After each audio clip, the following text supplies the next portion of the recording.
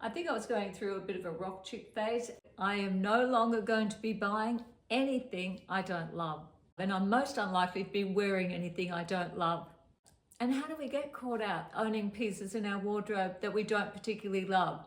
Well, sales can be one reason. Recently, I stepped into some thrift stores. I hadn't been in some for quite some time, and I found this dress for $1. They had a big sale on, and there was a dollar rack. And I bought the dress. I was on the fence when I bought the dress. I like the color, but it doesn't really fit me that well. For $1, I couldn't resist it, but I don't love it. Sometimes we buy a garment because the color might be trending, like this fuchsia pink satin blouse that I bought. I like it. It's a gorgeous color, but it's not my color. And I have never ever worn this shirt because I just don't feel comfortable in it. If you like this type of video, please subscribe. I was in the fashion industry for over 35 years. I have a passion for fashion and I want to share that with you. And while you're at it, please give me a like. It is so appreciated. And the same thing happened with this blouse. It's a beautiful blouse. It's a silk blouse. You can see I still have the tags on this blouse. I haven't worn it. I might get around to wearing it. And I used to really like rust a lot, and I still do. But for some reason, I don't want to wear rust anymore. I can't say why. I've just gone off the color a little bit. Have I ever worn this white broderie anglaise peasant looking dress? No, I've never worn it. I do like the dress. It's 100% cotton, but the reason I never wear it is every time I put it on, I feel overdressed. I feel like for day wear, it's just a little bit too much for where I live. And for nightwear, it's not exactly an evening kind of dress. I also feel it's a little bit young looking for me. I've never worn this skirt, and it's not because I don't like leopard print, because I have another leopard print skirt that I wear just occasionally. Generally lately, I've moved away from leopard print. I haven't worn it. I've rarely worn these snakeskin boots. What happened was I was seeing other women in snakeskin boots and leopard print boots, and this is a few years ago, and I thought they looked really funky, and I thought I'd jump in on that trend. They're not so easy to team up with your outfits, not for me anyway. I think I was going through a bit of a rock chick phase. So that is something to keep in mind. We can all get so easily influenced, particularly if we're on Instagram and we're strolling through Pinterest and we see other women in an outfit and we think that looks fantastic and we want to dress like they're dressing. Their style might not suit our lifestyle, might not suit our personality. It might not go back with anything in our wardrobe. So be cautious of being overly influenced with your fashion. It can easily happen when you're making YouTube videos or watching YouTube videos. Be wary of impulse buying. When I bought this dress, I just thought it was such a pretty color and I thought I liked the design. I thought I loved the print, and I do. I think it's really lovely. I haven't worn it and I still really like it, but it doesn't fit me very well, and it always feels a little bit, when I put it on, a bit overdressed for the lifestyle that I'm living. Just because something's really pretty doesn't mean it's going to work for your lifestyle. And when it comes to printed garments, I'm backing off with the number of printed garments that I'm buying. I bought this little one online for a cheap summer dress just to wear around. I do like it, it's a good fit, but it's a young looking print. I don't feel that confident in this print. I'm not going to give up prints entirely, but I do tend to gravitate toward my solid colors more these days. This little light blue and white flower summer maxi I bought this summer, I've already had quite a lot of wear out of this. It's a really good shape. I still would have preferred if it was a solid color, just plain blue, but it came in a print. I can accept this print. It's quite subtle. So I'm not steering away from prints, but I really wish they'd make a lot more garments in solid colors so we've got an option. I know that I'm gravitating a lot more towards solid colors because this summer I bought these 2 linen maxi dresses, strap dresses. I bought this really lovely blue dress and I've worn this a lot, and just a plain black one. And I've got a lot of wear out of both of these dresses. And speaking of colors, I'm probably not going to be buying any more colored sandals or shoes. I do get attracted to colored shoes and I do find them really gorgeous when you coordinate them with the outfit you've got on, but I don't wear them enough. I tend to stick to my neutral colors and my blacks as well, like most women do. And another fashion item I know for sure I won't be buying any more of, for a while at least, is scarves. And I love scarves. I probably own about 30 scarves at this point in time. And really, I probably only wear about 3, 4, maximum 5 of them. There's a couple I wear because they're more neutral and they go back with so much in my wardrobe. And there's a couple I wear because the colors just seem to work with what I have in my wardrobe as well. I know some of you don't even wear scarves, but I'll definitely be doing a scarf cull for the thrift store. And two of our favorite topics when it comes to jeans is ripped jeans. No, I won't be buying any more ripped jeans, and I'm probably not going to be wearing them either. And for me, light wash jeans. I'm not against light wash jeans. They can look great on lots of ladies. The reason I'm not going to be buying light wash jeans anymore is because I'm pear-shaped and I'm bottom heavy. And that light wash on the bottom's only going to accentuate that. It rips her out. I'm doing wardrobe declutter at the moment. I came across a couple of pairs of skinny jeans that I still own. And I tried this black pair on and I thought, no, I don't want to wear jeans this tight anymore. They're just not feeling comfortable to me. I am edging more toward comfort. I guess that shows my age. I've been wearing these relaxed straight leg jeans a lot that I bought last winter. I'm getting good wear out of these. They are quite loose on me. They're really comfortable, and honestly, getting back into the skinny jeans, I felt so restricted. I felt a little bit like a sausage squeezed into a skin. I really don't want to go there anymore. I'm not going to be tempted to be buying any more fashion that requires shapewear, and I'm not going to be wearing them probably either. I fell into the trap of buying this brown tank dress earlier in this summer. And it's not that I don't like it, it's just that it shows up my panty lines, and I hate shapewear. It's too hot in summer here to wear shapewear. It's all sticky and grabbing to your body, and the humidity's over 90%. So when I wear this dress now, just to get some wear out of it, I wear a long shirt over it.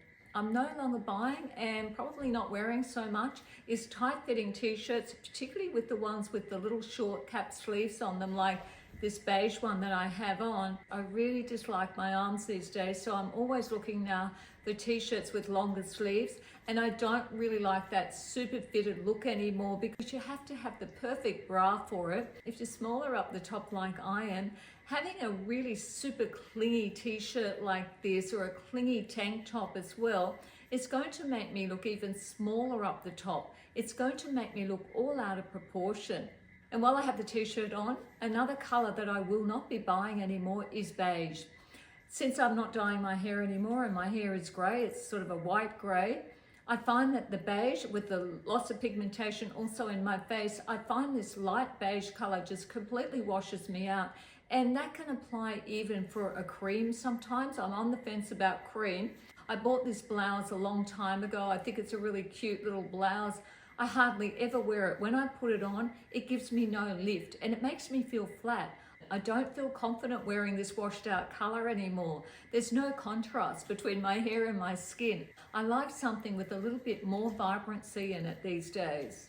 If you have darker skin tone than I have, this color might be great. You might have enough contrast in your hair and your face. But for me, being so fair, I just really don't think it's that flattering. I do think sometimes we're aging, we do need to reassess the colours we're wearing. The other thing I might not be buying is bright coloured overgarments. I bought this duster several years ago. It's a faux suede. It's from Zara and I absolutely love it. I've only worn it a couple of times. I just find it too vibrant. I could have chosen this duster in black and I believed I would have worn it so much more. I think that happens particularly in winter. I think most of us do gravitate in winter more to our blacks and our neutral colours. Not exclusively, because winter can be really drab when you don't put a little bit of colour into it. I feel I'm better off putting my colour into my long sleeve tee or a knitted top and just wearing something neutral over the top of that. I might be the odd one out with this one, but I'm not buying leather anymore. Occasionally, if I come across a great pair of boots or a pair of sneakers that are leather, yes, I will buy them. But preferably, I'm steering away from leather, and I have two reasons for that, and one is ethical reasons. I'm one of those vegetarians, I forget the name of what you call me. I only eat seafood and I do eat eggs, but I don't eat any red meat or white meat.